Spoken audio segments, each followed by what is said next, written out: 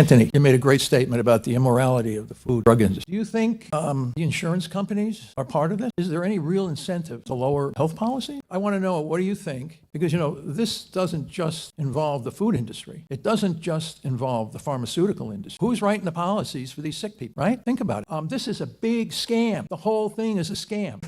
If people did what the folks in this stadium have heard, health is going to improve significantly. Will insurance policies go down? Who is anyone excited when their industry starts losing money? Right? Think about it. Now, I know it's a tough, but it's grassroots. Ain't going to come from the government. They're all bought off. Ain't going to come from the pharmaceutical. Ain't going to come from these other institutions. And what are the insurance companies going to do? People get healthy. Who am I going to write? What do I need insurance policy? I'm really healthy, right? So, we're dealing with a very powerful industry. You saw what happened to the one guy you had. They try to throw him out, right? So it's got to come from people. It ain't going to come from these others. And then all of a sudden, all these industries, then what happens to the wealth of nations? Think about it at a bigger scale, right? Western societies are wealthy because a lot of people make a lot of money and pay a lot of tax. Everybody gets healthy. Taxes, we have to be careful about how we work through all these different systems. But ultimately, it's got to come from grassroots because, as you said, we need more data. We got plenty of data.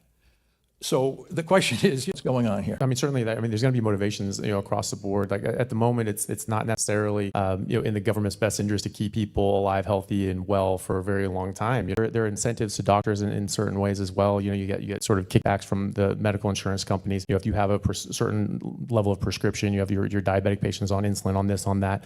You're going to get kickbacks. I talked to a friend of mine. He's on, he's keto. He had diabetes, but he was reversing it and he was getting better. And his doctor said, "Well, we should put you on some insulin." It's like, why do I need insulin? Like everything's under control. Like, wow, just a minimal amount. He put him on 5 units of Lantus, which is subtherapeutic, right? So it's just like, but it was just to get him on insulin. I asked him because my friend actually was a medical rep. I said, and he's like, I don't know why he put me on insulin. And I said, okay, what do you pay your doctors to get them on 85% prescription rates for whatever you're pushing? It's like $15,000 to $20,000, just bam, like that.